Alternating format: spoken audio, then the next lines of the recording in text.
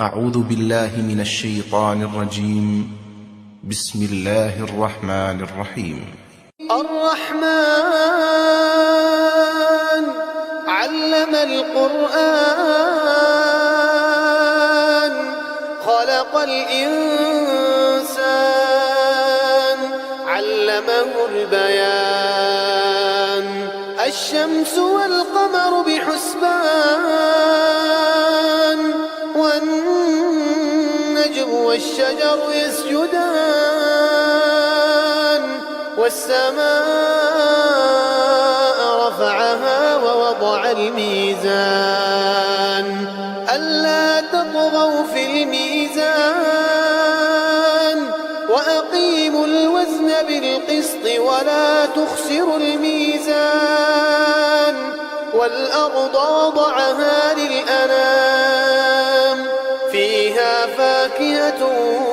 والنخل ذات الأكمام والحب ذو العصف والريحان فبأي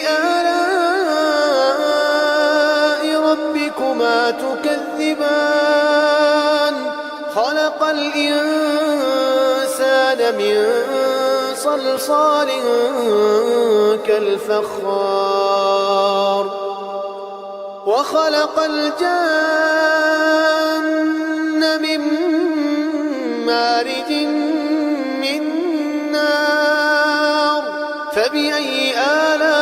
آلاء ربكما تكذبان رب المشرقين ورب المغربين فبأي آلاء ربكما تكذبان مرج البحرين يلتقيان بينهما برزخ لا يبغيان فبأي آلاء ربكما تكذبان يخرج منهما اللؤلؤ والمرجان فبأي آلاء ربكما تكذبان وله الجوار المنشآت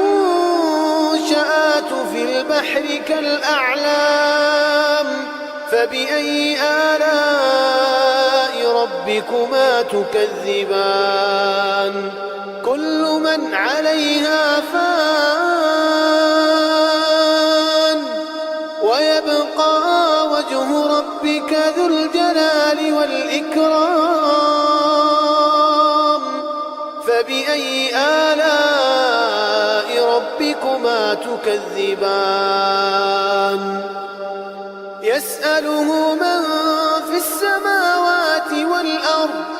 كل يوم هو في شأن فبأي آلاء ربكما تكذبان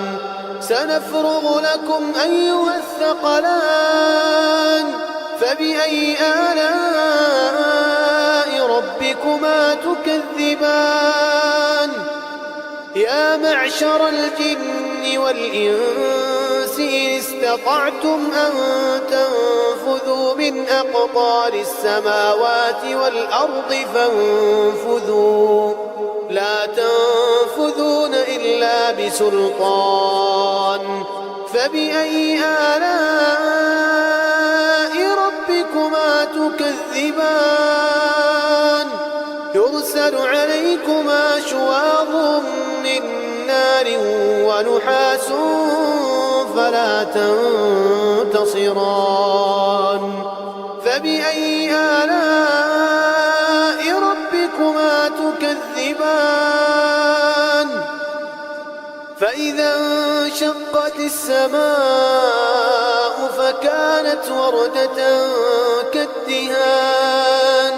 فبأي آلاء ربكما تكذبان فيومئذ لا يسأل عن ذنبه إنس ولا جان فبأي آلاء ربكما تكذبان يعرف المجرمون بسيماهم يعرف المجرمون يؤخذ بالنواصي والأقدام فبأي آلاء ربكما تكذبان هذه جهنم التي يكذب بها المجرمون يطوفون بينها وبين حميم آن فبأي آلاء ربكما تكذبان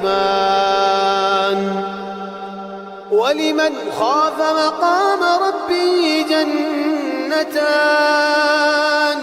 فبأي آلاء ربكما تكذبان ذواتا أفنان فبأي آلاء ربكما تكذبان فيهما عينان تجريان فبأي آلاء ربكما تكذبان فيهما من كل فاكهة